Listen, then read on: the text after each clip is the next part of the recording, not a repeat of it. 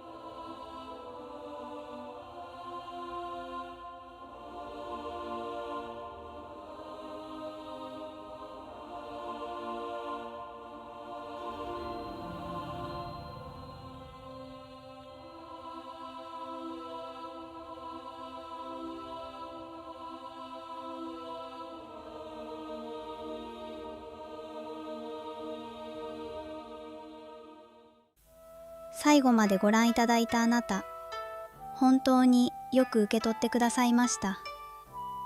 白蛇様もあなたのことをずっと見守っていてくださいましたよ。